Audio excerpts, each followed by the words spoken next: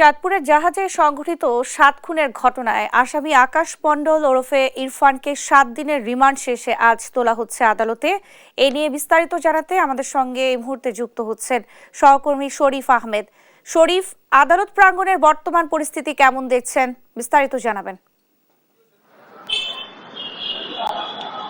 জি Nancy, কিছুক্ষণের মধ্যে চাঁদপুরে যে জাহাজে ৭ খুনের ঘটনায় কিন্তু যে গ্রেপ্তার কিন্তু আকাশ মণ্ডল উর্ফে ইরফানকে ৭ দিনের রিমান্ড শেষে কিছুক্ষণ পর আদালতে তোলা হবে।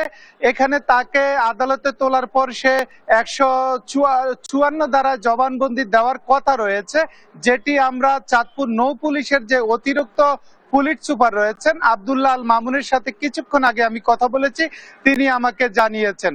তো ইতিমধ্যে তাকে আদালতে আনা হচ্ছে, অর্থাৎ চাঁদপুর যে নৌ পুলিশের অঞ্চল কার্যালয় রয়েছে সেখান থেকে তাকে আদালতের উদ্দেশ্যে নিয়ে আসা হচ্ছে। আমি কথা বলেছিলাম, নৌ পুলিশ সুপার আমাকে বলেছেন যে তারা আকাশ মণ্ডল উর্ফে ইরফানকে ব্যাপক জিজ্ঞাসাবাদ করেছেন। সে আসলে হত্যাকাণ্ডের ঘটনা স্বীকার করেছেন।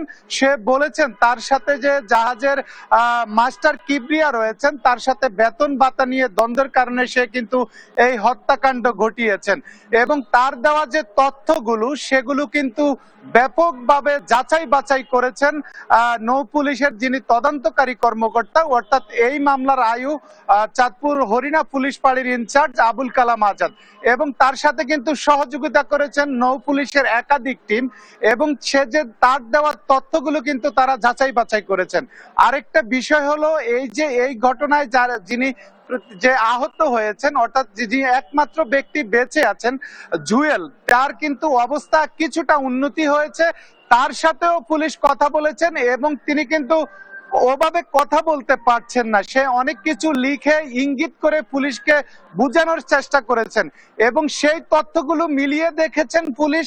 এই যে ইরফানের দেওয়া তথ্য, জুয়েলের দেওয়া তথ্য, এই তথ্যগুলো মিলিয়ে কিন্তু তারা এই ঘটনা উদ্ঘাটন করেছেন। এবং সর্বশেষ বলতে পারি যে আসলে এই ঘটনা ইরফান উর্ফে যে আকাশ মণ্ডল তিনি ঘটিয়েছেন, তিনি স্বীকারোক্তি দিয়েছেন। তার সাথে আর কেউ এই ঘটনায় জড়িত আছে কিনা সেই বিষয়ে ব্যাপক জিজ্ঞাসাবাদ করার পরেও কিন্তু সে আসলে বলেছেন যে সে একাই ঘটনাটি ঘটিয়েছেন। তো কিছুক্ষণ পরে তাকে আদালতে তোলা হবে এবং আদালতে সে ১৬৬ ধারা জবানবন্দি দেওয়ার কথা রয়েছে, যেটি আমরা পুলিশ সূত্রে জেনেছি। তো এখন আদালতের বর্তমান পরিস্থিতি হচ্ছে এখানে আইন শৃঙ্খলা বাহিনী কিন্তু ব্যাপকভাবে মোতায়েন করা হয়েছে, অর্থাৎ এখানে যে অতিরিক্ত পুলিশ মোতায়েন করা হয়েছে আইন শৃঙ্খলার রক্ষায়। তো কিছুক্ষণ পরে তাকে আদালতে তোলা হবে। আদালতে তোলার পর বাকি তথ্যগুলো আমরা দর্শকদেরকে জানিয়ে দিতে পারবো।